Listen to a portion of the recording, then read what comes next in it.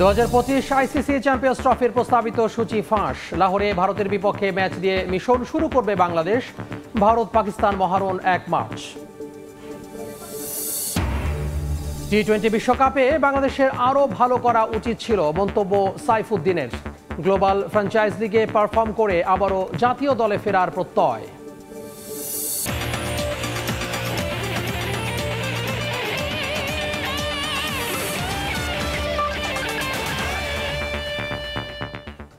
বিশ্বের নানা প্রান্তের খেলাধুলার খবর নিয়ে আমাদের নিয়মিত আয়োজন খেলার সময়, আর এই আয়োজনে আপনাদের সঙ্গে আছি আমি তোহা খান তামিম।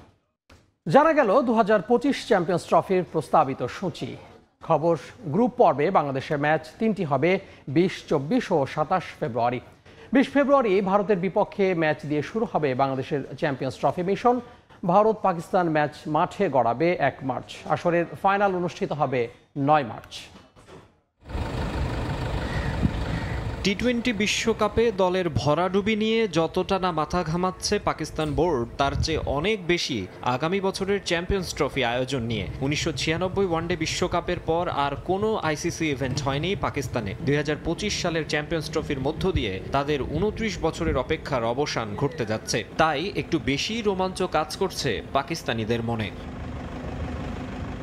2009 সালে লাহোরে শ্রীলঙ্কা দলের বাসের ওপর সন্ত্রাসী হামলার পর ক্রিকেট বিশ্বে একরকম নির্বাসিতই ছিল পাকিস্তান। এরপর 6 বছর কোনো আন্তর্জাতিক ম্যাচ হয়নি সে দেশে। তবে ধীরে ধীরে ভাবমূর্তি ফেরাতে সক্ষম হয়েছে তারা। গত বছর এশিয়া কাপ হয়েছে পাকিস্তানে। হাইব্রিড মডেলের ওই আসরে ভারতের ম্যাচগুলো অবশ্য হয়েছিল শ্রীলঙ্কায়। এবার চ্যাম্পিয়ন্স ট্রফি খেলতেও প্রতিবেশী দেশটিতে ইন্ডিয়া টিম পাঠাবে কিনা তা নিয়ে রয়েছে অনিশ্চয়তা। যদিও বিভিন্ন মাধ্যমে শোনা যাচ্ছে এবার কিছুটা নমনীয় বিসিসিআই। তাই শেষ পর্যন্ত পূর্ণাঙ্গ আসরই পাকিস্তানের মাটিতে আয়োজিত হওয়ার সম্ভাবনা রয়েছে।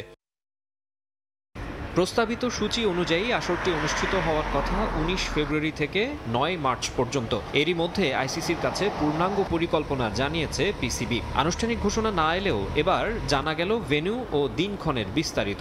লাহোরে 20 ফেব্রুয়ারি ভারতের বিপক্ষে ম্যাচ দিয়ে শুরু হবে বাংলাদেশের চ্যাম্পিয়ন্স ট্রফি মিশন। এরপর রাওয়ালপিন্ডিতে পাকিস্তানের বিপক্ষে 24 ফেব্রুয়ারি ও লাহোরে নিউজিল্যান্ডের বিপক্ষে 27 ফেব্রুয়ারি মাঠে নামবে টাইগাররা।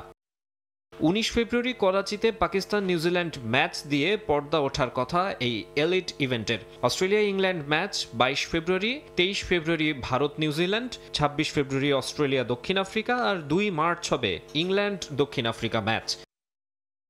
শেষ পর্যন্ত ভারত দল পাকিস্তানে গেলে সুপার ক্লাসিকো হতে পারে 1 মার্চ লাহোরে। 5 ও 6 মার্চ করাচি ও রাওয়ালপিন্ডিতে রাখা হয়েছে 2 সেমিফাইনাল, আর 9 মার্চ ফাইনাল লাহোরের গাদ্দাফি স্টেডিয়ামে। মাকসুম আলম খান, সময় সংবাদ। গ্লোবাল টি-20 লিগ সামনে রেখে অনুশীলনে ব্যস্ত সময় পার করছেন মোহাম্মদ সাইফুদ্দিন। খেলবেন মন্ট্রিয়াল টাইগার্সের জার্সিতে, আর এখানে ভালো করেই আবারও নজরে আসতে চান এই অলরাউন্ডার। এদিকে টি-20 বিশ্বকাপে বাংলাদেশ সুপার 8-এ খেললেও এত বছরেও মেগা আসরের একটা শিরোপা জিততে না পারার আক্ষেপে পড়ছেন সাইফুদ্দিন। ইনজুরি কাটিয়ে বিপিএল দিয়ে ফেরেন মাঠে। ধুতি ছড়ালো, সুযোগ মেলেনি বিশ্বকাপে। কারণ জিম্বাবুয়ে সিরিজে তার অ্যাগ্রেশন আর ডেথ ওভারে বোলিং পছন্দ হয়নি নির্বাচকদের। এবার নিজেকে প্রমাণ করার আরও একটা সুযোগ এসেছে সাইফুদ্দিনের। প্রথমবারের মতো খেলতে যাচ্ছেন বিদেশি কোনো লিগে। কানাডার গ্লোবাল টি-20 টুর্নামেন্টে মন্ট্রিয়াল টাইগার্সের হয়ে খেলবেন মোহাম্মদ সাইফুদ্দিন। যে লিগে খেলবেন সাকিবও। আর এখানে ভালো করে আবারও সবার নজরে আসতে চান এই অলরাউন্ডার। তাই অনুশীলনের সর্বোচ্চটা উজাড় করে দিচ্ছেন তিনি। প্ল্যান একটাই, যাতে ভালো খেলতে পারি, যাতে অপরচুনিটি আরও আসে। আর যেহেতু সামনে আপাতত কোনো খেলা নেই, তো নেশা নিয়ে ব্যাক করতে হলে অবশ্যই এখানে ভালো পারফর্ম করে আবার নজরে আসবো।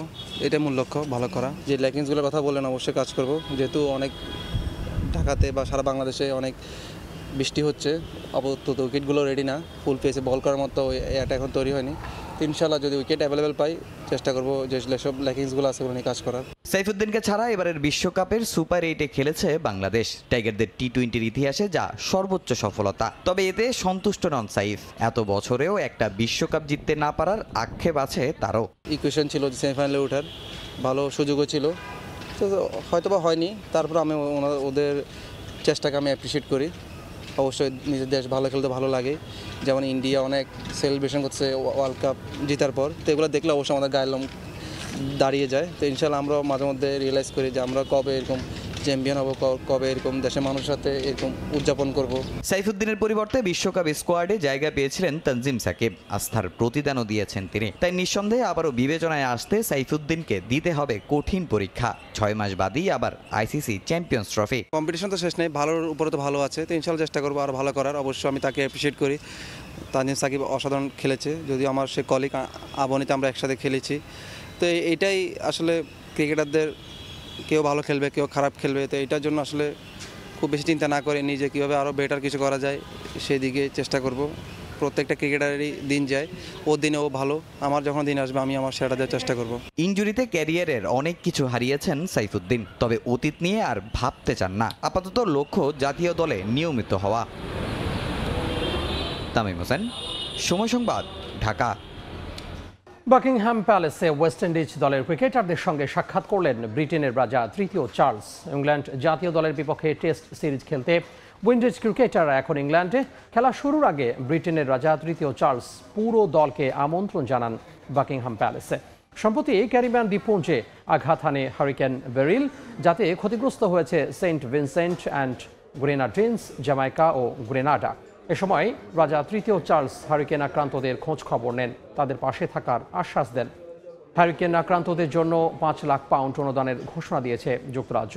আসন্ন সিরিজে ইংল্যান্ডের বিপক্ষে মাঠে ভালো পারফর্ম করে ক্যারিবীয় অঞ্চলের মানুষের মুখে হাসি ফেরাতে চান উইন্ডিজ টেস্ট দলের অধিনায়ক ক্রেগ ব্রাথওয়াইট। আগামী বুধবার লর্ডসে 3 ম্যাচ সিরিজের প্রথম টেস্টে মুখোমুখি হবে ইংল্যান্ড এবং ওয়েস্ট ইন্ডিজ।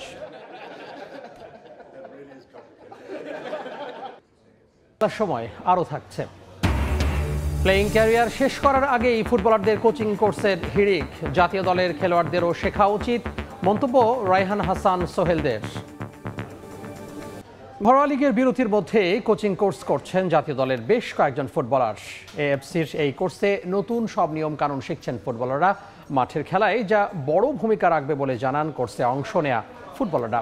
জাতীয় দলের ফুটবলারদেরও কোচিং কোর্সে আসা উচিত বলে মনে করেন তারা। দেশের ফুটবলে আপাতত নেই কোনো ব্যস্ততা। লিগ শেষ হওয়ায় অবসর সময় কাটাচ্ছেন ফুটবলাররা। নেই আন্তর্জাতিক খেলা, অনেকটা নীরবেই চলছে দলবদল। পরবর্তী মৌসুমের অপেক্ষায় আছেন ফুটবলাররা। এর মাঝেও বসে নেই বেশ কয়েকজন ফুটবলার। বাফুফের অধীনে এএফসি ডিপ্লোমা কোচেস কোর্স করছেন জাতীয় দলের সাবেক ও বর্তমান 21 ফুটবলার, যেখানে বড় নাম নাবিব নেওয়াজ জীবন, হেমন্ত ভিনসেন্ট বিশ্বাস, শহীদুল ইসলাম সোহেল ও রায়হান হোসেন। কোচিং কোর্সে নতুন নতুন সব ফর্মুলা শিখছেন ফুটবলাররা, যা মাঠের খেলায় সহায়তা করবে বলে বিশ্বাস তাদের। আমরা এখানে অনেক কিছু শিখতেছি যে আসলে মানে একজন কোচ কি চায় বা একজন কোচের দায়িত্ব কতটুকু থাকে, এটা অনেক কঠিন। তো আবার যদি প্লেয়ার হিসেবে জানা যায় এই বিষয়গুলো, তাহলে আমাদের খেলাটা আরো ভালো হতো। খেলোয়াড়ি জীবন শেষে কোচিংয়ের পেশায় আসতে চান অনেক ফুটবলার। সেই বাসনা থেকে এখনই কোচিংয়ের দীক্ষা নেওয়া। এছাড়া জাতীয় দলের ফুটবলারদেরও কোচিং কোর্স করার আহ্বান জানান প্রশিক্ষণে অংশ নেওয়া ফুটবলাররা। ফুটবল ভালোবাসি, ফুটবলের সঙ্গে এতদিন ছিলাম, আর ফুটবল ছেড়ে তো থাকতে পারবো কিনা জানি না, থাকতে পারবো না মনে হয়, যার জন্য এদিকে আসা। দেখি এখন কতদূর কী হয়। খেলোয়াড় লাইফের মানে যে মজাটা বা যে আনন্দটা, যে বহিঃপ্রকাশ ছিল, সো এখানে একটা সময় হয়তো আমার শেষ হয়ে যাবে। তারপরে আমি চাইতেছি যে এই কোচিং কোর্সের মাধ্যমে পরবর্তীতে মানে কোচিংয়ের যে ফুটবলে জানা বা কোচ করা বা কোচিং করানো, সেটার ইচ্ছা থেকে আসলে কোচিং কোর্স ফার্স্ট ধাপ এখানে শুরু। এখানে এসে আমি বিভিন্ন ধরনের জিনিস শিখতেছি যা আমরা আগে জানতাম না। তো এখানে আমি মনে করি রানিং প্লেয়ার, যতগুলো রানিং প্লেয়ার আছে বাংলাদেশ ন্যাশনাল টিমে, সবারই আমি মনে করি অন্তত সি লাইসেন্সটা শুরু থেকে করা দরকার, তাহলে অনেক কিছু সে মাঠে ইমপ্রুভ করতে পারবে। বাফুফে ভবনে শুরু হওয়া সি লাইসেন্স এই কোর্স চলবে 13 জুলাই পর্যন্ত। ফাহিম ইসলাম, সময় সংবাদ, ঢাকা। আবার স্বাগত খেলার সময়। শ্রীলঙ্কা জাতীয় দলের অন্তর্বর্তীকালীন কোচ হলেন দেশে কিংবদন্তি ক্রিকেটার সনাথ জয়সূরিয়া। আপাতত ভারত ও ইংল্যান্ডের বিপক্ষে সিরিজে দায়িত্ব পালন করবেন মাতারা হারিকেন খ্যাত এই অলরাউন্ডার। সদ্য সমাপ্ত টি-20 বিশ্বকাপে লঙ্কানদের পরামর্শক ছিলেন জয়সূরিয়া। বিশ্বকাপ ব্যর্থতায় আগেই পদত্যাগ করেছেন দেশটির প্রধান কোচ ক্রিস সিলভারউড ও আরেক পরামর্শক মাহেলা জয়বর্ধনে। 2023 বিশ্বকাপেও ব্যর্থ ছিল দ্বীপরাষ্ট্রটি, যে কারণে তারা খেলতে পারছে না আসন্ন চ্যাম্পিয়ন্স ট্রফিতে। নতুনভাবে পথ চলায় তাই দায়িত্ব দেওয়া হলো 55 বছর বয়সে জয়াসূরিয়াকে। অন্তর্বর্তী সময়ের জন্য কোচ হওয়ার আগে 2 দফায় প্রধান নির্বাচকের দায়িত্ব পালন করেছিলেন সানাত। 2021 সালে অস্ট্রেলিয়ার তৃতীয় স্তরের ক্লাব মালগ্রেভ ক্রিকেট ক্লাবকে কোচিং করিয়েছিলেন তিনি। জমকালো আয়োজনের মধ্য দিয়ে শুরু হলো সিনিয়র সার্ভিসেস কাবাডি লিগ 2024। এবার এই টুর্নামেন্টে অংশ নিচ্ছে মোট 9টি দল। কাবাডিকে জনপ্রিয় করতে প্রতিনিয়ত টুর্নামেন্ট আয়োজন করে যাচ্ছে কাবাডি ফেডারেশন। তারই ধারাবাহিকতায় সার্ভিসেস কাবাডি লিগ, যেখানে অংশ নিচ্ছে বিভিন্ন বাহিনীর খেলোয়াড়রা। পল্টনের কাবাডি স্টেডিয়ামে টুর্নামেন্টের উদ্বোধন করেন বর্ডার গার্ড বাংলাদেশের মহাপরিচালক মেজর জেনারেল মোহাম্মদ আশরাফুজ্জামান সিদ্দিকী। উদ্বোধনী খেলায় বর্ডার গার্ড বাংলাদেশের মুখোমুখি হয় বাংলাদেশ বিমান বাহিনী, যেখানে 33-32 পয়েন্ট ব্যবধানে ম্যাচ জিতে নেয় বিজিবি। খেলার সময় শীর্ষ সংবাদগুলো জানিয়ে দিব আরও একবার। 2025 আইসিসি চ্যাম্পিয়ন্স ট্রফির প্রস্তাবিত সূচি ফাঁস। লাহোরে ভারতের বিপক্ষে ম্যাচ দিয়ে মিশন শুরু করবে বাংলাদেশ। ভারত পাকিস্তান মহারণ 1 মার্চ।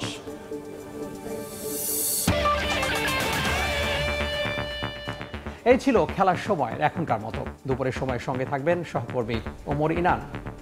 তামিম, আপনাকে ধন্যবাদ। দুপুরের সময় নিয়ে ফিরছি কিছুক্ষণ পর, সঙ্গে থাকুন সময়ের।